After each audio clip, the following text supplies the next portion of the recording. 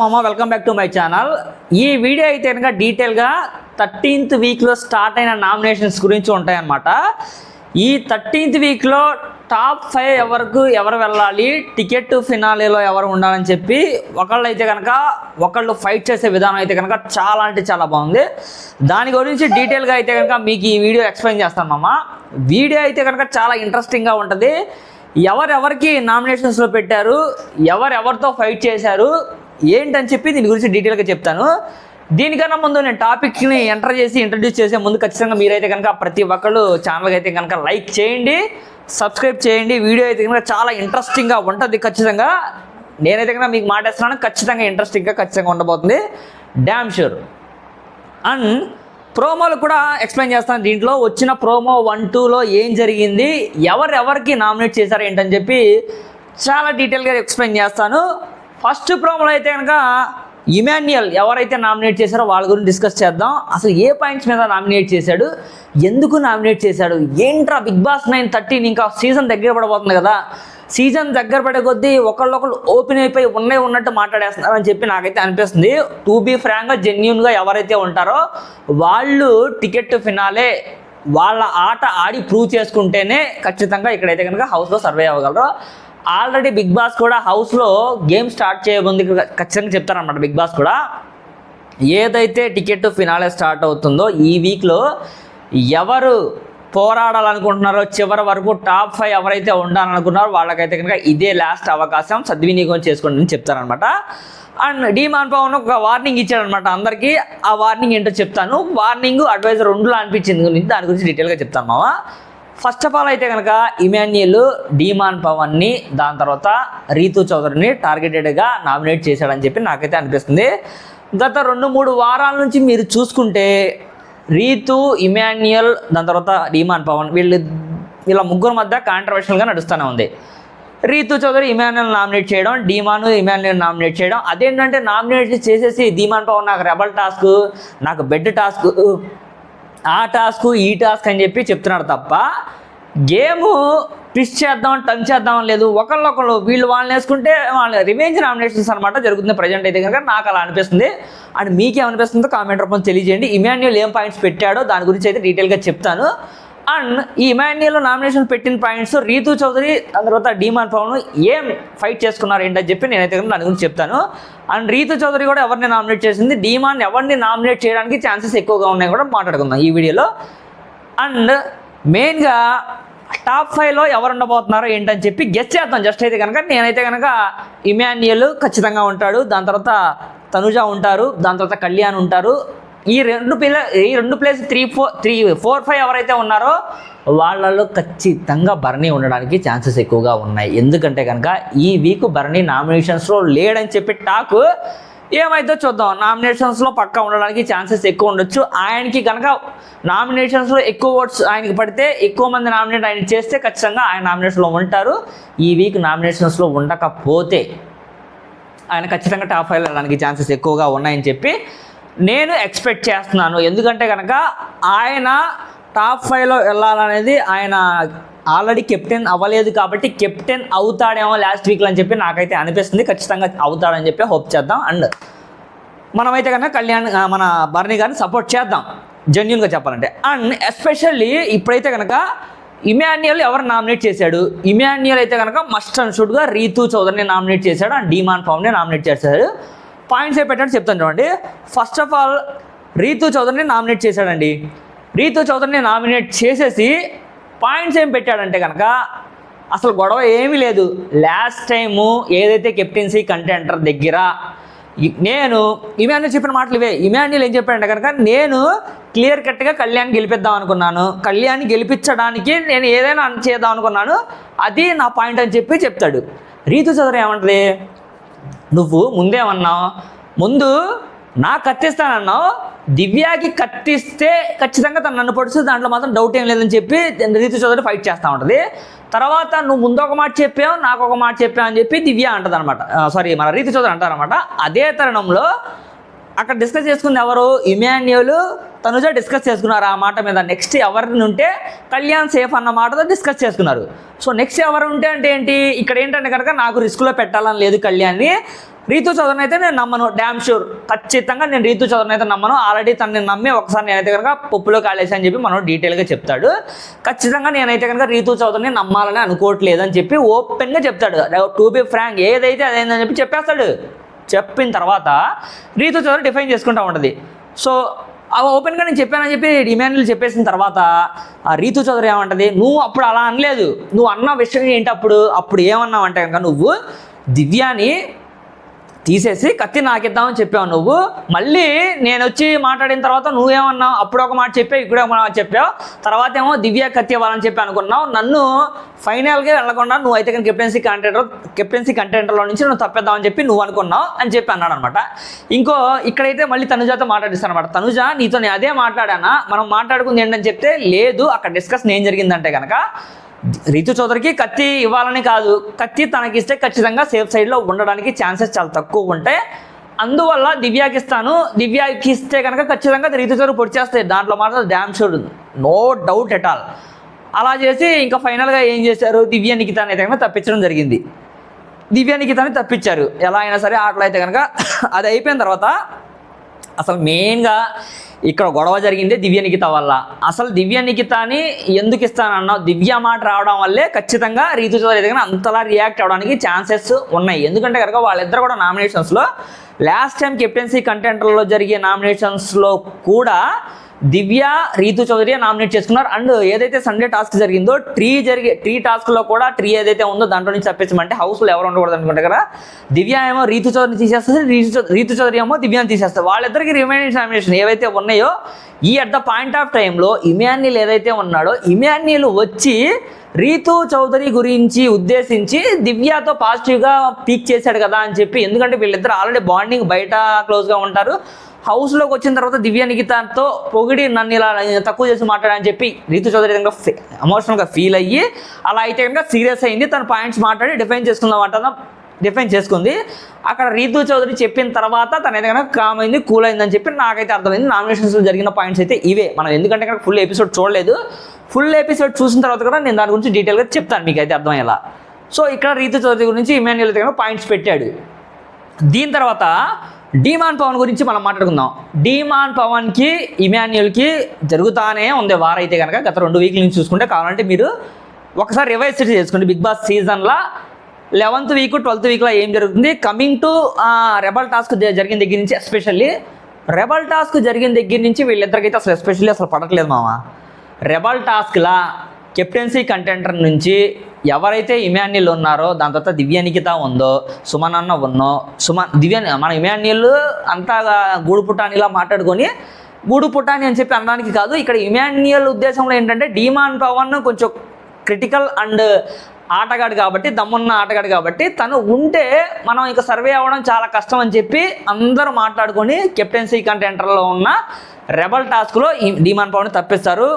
ఎప్పుడైతే డీమాన్ పవన్ని ఆ rebel task నుంచి తప్పిస్తారో తనైతే కానీ అక్కడి నుంచి న్యూట్రల్గా అంతగా ఆడాడు, నువ్వు అదే ధ్యాసలో ఉన్నావు, అదే ధ్యాసలో ఆలోచిస్తావు అని చెప్పి కళ్యాణ్ కూడా చాలా పాయింట్స్లో చెప్పాడు అనమాట. నువ్వు అలాగే ఆలోచిస్తావు, ఎప్పుడైతే నిన్ను కెప్టెన్సీ కంటెంటర్ రేస్లో నుంచి తప్పించారో నువ్వు అక్కడే స్టక్ అయిపోయావు, నీ గేమ్ని నువ్వు ఆడలేకపోయావు అని చెప్పి కళ్యాణ్ చాలా పాయింట్స్లో చాలా టైమ్స్లో కూడా ఎక్స్ప్లెయిన్ చేశారు దాని గురించి. అది నిజమే. అండ్ అలా అనుకుంటే కళ్యాణ్ని కూడా కెప్టెన్సీ కంటెంటర్ నుంచి రెబల్ టాస్క్లో నుంచి తప్పించారు. తను అలా ఉండలేదే. తను రెబల్స్ ఎవరో తెలిసి కూడా తను ఎవరికి లీక్ చేయాలా, తను జెన్యూనిటీగా తను ఉన్నాడు, తన పాయింట్స్ మీద తన స్టాండ్ అయ్యాను ఉన్నాడు అనమాట. అది పాయింట్. ఇక్కడ మెయిన్గా ఇమాన్యుల్ అయితే కనుక డీమాన్ గురించి ఏదైతే పాయింట్స్ ఉన్నాయో ఆ పాయింట్స్ అయితే కనుక డీమాన్ గురించి పెట్టాడు.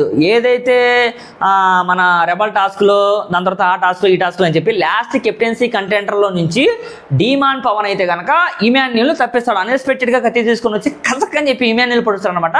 తను అంటాడు, ఆల్రెడీ చెప్తాడనమాట, ఆల్రెడీ సండే నామినేషన్స్లో కూడా సండే నాగ్ సార్తో కూడా చెప్తాడనమాట. ఏమని, తను ఇలా మాట్లాడిన పాయింట్స్ ఏవైతే ఉన్నాయో ఆ నామినేషన్ చేసిన పాయింట్స్ ఏవైతే ఉన్నాయో సార్ నేను తీసుకోలేకపోయాను సార్. నేను ఏదో నెక్స్ట్ ఏంటి అని చెప్పి నేను ఆలోచించుకుంటున్న తరుణంలో తను వచ్చి పడవంగానే నాకు అసలు ఫ్యూజులు ఎగిరిపోయి నేను బ్లాంక్ అయిపోయాను. అసలు ఏంటి డిమాండ్ పవర్ నన్ను అన్న అంటాడు, నా పక్కనే ఉండి ప్రతి క్షణం నేను సొంత తమ్ముళ్ళ చూసుకున్నాను తనైతే కనుక తను ఇలా చేయడం నాకేం బాగాలేదని చెప్పి తను ఎమోషనల్గా మాట్లాడాడు. కానీ ఇక్కడ ఖచ్చితంగా రివెంజ్ నామినేషనే జరిగింది. ఆ రోజు కెప్టెన్సీ కంటెంటర్లో తను తప్పించాడని చెప్పి తన మనసులో పెట్టుకున్న మాట వాస్తవమే. కాకపోతే తను ఎమోషనల్గా తీసుకున్నాడు, మైండ్ కూడా తీసుకున్నాడు. అందుకనే ఈరోజు కెప్టెన్సీ కంటెంటర్ ఏదైతే ఆ రోజు జరిగిందో ఈరోజు నామినేషన్స్లో ఇమాన్యుయల్ అయితే గుర్తుపెట్టుకుని అదే పాయింట్స్ మీద డిమాండ్ పవర్ని ఖచ్చితంగా తీసేశాడు. 100% నో షూర్, డ్యామ్ షూర్, అది మాత్రం పక్కా 100% క్లియర్. అక్కడతో క్లోజ్. ఆ పాయింట్స్ మీద డిఫైన్ చేసుకున్నాడు. తిరిగి డిమాండ్ కూడా చెప్తాడు, అన్న నువ్వు ఆ రోజు నన్ను రెబల్ టాస్క్ తెప్పించావు, మళ్ళీ ఏదైతే డ్రాగన్ డెవిల్ టాస్క్ ఉంది కదా ఆ డెవిల్ టాస్క్లో కూడా లోపలికి వెళ్ళిన తర్వాత నువ్వు టీం గురించి ఆడలేదని చెప్పి ఇమాన్యుయల్ చెప్తారనమాట. నువ్వు టీం గురించి ఆడుంటే ఆ రోజు వేరేలా ఉండేది, నువ్వు టీం గురించి ఆడలేదు, రీతు గురించి ఆడామని చెప్పి ఇమాన్యుయల్ చెప్తాడనమాట. తను కూడా ఒప్పుకుంటాడు, తను కూడా టీం గురించి నేను ఆడలేదు, నేను రీతు గురించి ఆడానని చెప్తాను అనమాట. ఎందుకంటే తను ఆ రోజు రెడ్ టీము, బ్లూ టీంలో ఉన్నదైతే కనుక ఈమె ఇక్కడ భరణి ఇమాన్యుయల్ వీళ్ళే ఉన్నారు. ఆ రోజు సంజన దివ్యనికితో లోపలికి వెళ్ళిపోయారు already. Rithu Chowdary, demon Pawan Kalyan red team అనమాట. సో వాళ్ళైతే కనుక అక్కడ ఏంటి టీమ్ గేమ్, కాకపోతే వీళ్ళు ఏంటంటే పర్సన్ గురించి ఆడాలని చెప్పి రైట్ చేసి ఇమాన్యుయల్ అయితే కనుక డిమాండ్ పవన్ మీద మాట్లాడాడు, ఫైట్ చేశారు. అక్కడతో క్లోజ్. వాళ్ళిద్దరు డిఫైన్ చేసుకున్నారు. ఇమాన్యుయల్ అయితే కనుక ఈ పాయింట్స్ మీద నామినేట్ చేశారనమాట వీళ్ళిద్దరిని. దీని తర్వాత మెయిన్గా అండ్ ఎస్పెషల్లీ పాయింట్ ఏంటంటే ఇంకోటి చెప్పుకోవాల్సింది, ఇక్కడ వచ్చేసి Bharani and Sanjana, right, Bharani and Sanjana ఈ పాయింట్స్ మీద నామినేషన్స్ అయితే కనుక ఎందుకు వేసారు. భరణి గారు అయితే కనుక ఒక సెన్సిటివ్ పాయింట్ మాట్లాడారు. లాస్ట్ వీక్లో మీరు చూసుకుంటే లైవ్ ఎవరు చూసారో అండ్ ఎపిసోడ్ ఎవరు చూసారో వాళ్ళకైతే క్లియర్ కట్గా తెలుస్తుంది. భరణి గారు ఒక సింపుల్ పాయింట్స్ మీద నామినేట్ చేశారు. అతన్ని ట్యాబ్లెట్స్ ఏదైతే ఉందో సంజన గారు ఆ రోజు నైట్ ఆయన పడుకునే ముందు ట్యాబ్లెట్స్ వేసుకుంటారు, ఆ ట్యాబ్లెట్స్ దాచేసిందండి. ఆ ట్యాబ్లెట్స్ ఏదైతే ఉందో దాచేయడం వలన ఆయన ఖచ్చితంగా ఇప్పుడు హెల్త్కి ఎవరైనా కేర్ చేసుకుంటారో తప్పేం లేదు. ఆ ప్రాంక్స్ ఏవైతే ఉన్నాయో మీరు తగ్గించుకోండి.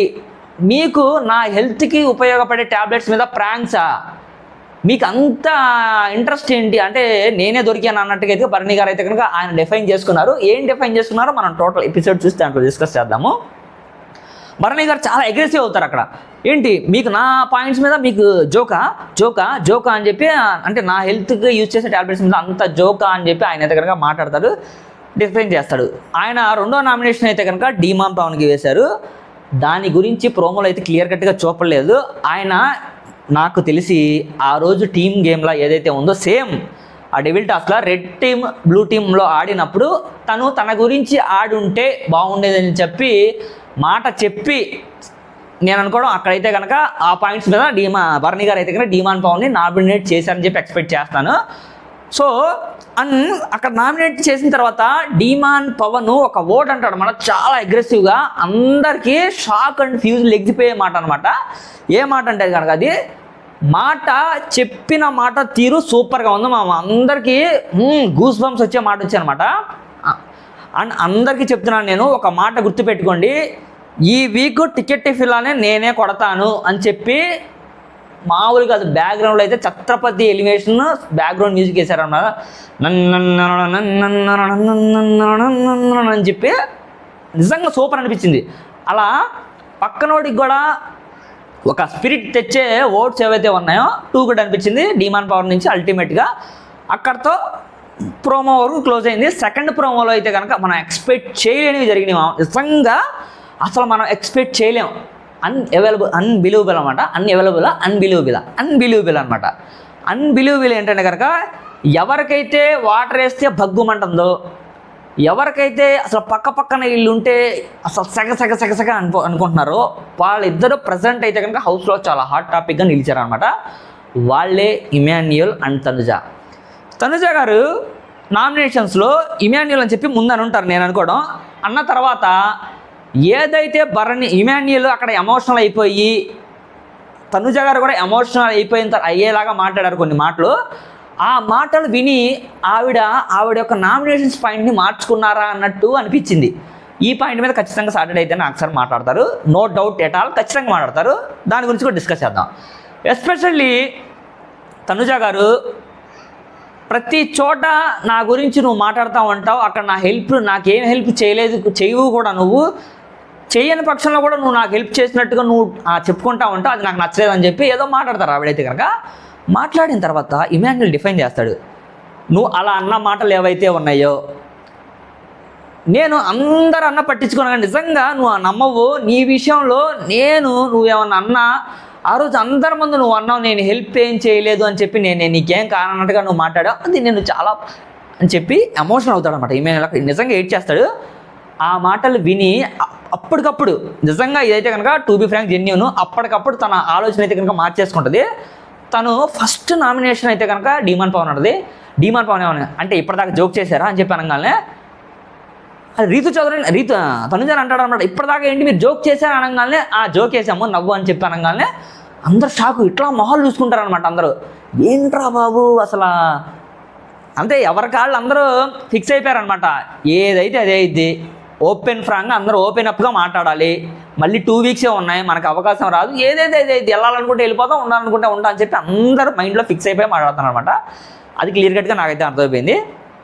డీమాన్ పవన్ గురించి తనుజ గారు ఏం చెప్తారంటే కనుక ఇక్కడ నీ గేమ్ నువ్వు ఆడట్లేదు, నీ గేమ్ నువ్వు ఆడుంటే సేమ్ అదే టాస్క్ ఏదైతే డెబిల్ టాస్క్ ఉందో ఆ టాస్క్లో నీ గేమ్ నువ్వు నీ గురించి ఆడుకోలేదు, నువ్వు నీ గురించి నువ్వు ఆడుకొని ఉంటే స్టాండ్ తీసుకుని ఉంటే నువ్వే ఆ రోజు కెప్టెన్సీ కంటెంట్లో గెలిచి నువ్వు అయ్యేవాడివి, నీకు పాసిబిలిటీ ఉంది, నీకు ప్రాబిలిటీ ఉందని చెప్పి తనుజ చెప్తుంది. నువ్వు ఒకళ్ళ గురించి ఎందుకు ఆడుతున్నావు, నీ గేమ్ నువ్వు ఆడు అని చెప్పి స్పిరిచువల్ వర్డ్స్ అయితే చెప్తుంది అనమాట తనుజ. నిజంగా టు బి ఫ్రాంక్ నాకు చాలా జెన్యూన్గా అనిపించింది. నీ గేమ్ నువ్వు ఆడు అని చెప్పి ఎందుకు చెప్పిందో నాకైతే అర్థం కాలేదు. ఎందుకంటే కనుక అక్కడ తనుజ రీతి ఫ్రెండ్స్, బట్ తనైతే కనుక అక్కడ అదేం ఆలోచించకుండా ఖచ్చితంగా నీ గేమ్ నువ్వు ఆడాల్సిందే డీమాన్ పవన్ అని చెప్తే డీమాన్ కూడా దానికి యాక్సెప్ట్ చేసి నా గేమ్ నేను ఆడతానని చెప్పి చెప్తాడు. తను కూడా హెడ్ మీద ఆ బాటిల్ కొట్టి నీ గేమ్ నువ్వు ఆడట్లేదని చెప్పి నిన్నైతే కనుక నామినేట్ చేస్తున్నానని చెప్పి చెప్పిద్ది అనమాట తనైతే కనుక. అండ్ ఇక్కడ మధ్యలో రీతు చౌదరి ఇన్వాల్వ్ అవుతారనమాట. రీతు చౌదరి ఇన్వాల్వ్ అయ్యి ప్రతి దాంట్లో ఎందుకు నా పేరు చేస్తాను అంటే నీ గేమ్ ఆడట్లేదా, నేనే గేమ్ ఆడకుండా నేను ఇక్కడ దాకా వచ్చానని చెప్పి అని చెప్పి నోరేసుకుని పడిపోద్ది అక్కడతో కట్. సో దీని తర్వాత ఇంకా అయితే కనుక రైట్ ఇలా జరిగింది ఇంకా నామినేషన్స్ అయితే కనుక. ఈ ఫుల్ వీడియో అయితే కనుక చేస్తాను మ్యాక్సిమం ఈవినింగ్ అయితే కనుక 11 PM అయితే కనుక అలా అప్డేట్ చేయొచ్చు. ఎందుకంటే కనుక మ్యాక్సిమం 10 కల్లా నేను ఓటింగ్ అనాలిసిస్ వీడియో అయితే కనుక పెట్టేస్తున్నాను కాబట్టి 1 అవర్ గ్యాప్తో పెడదాము.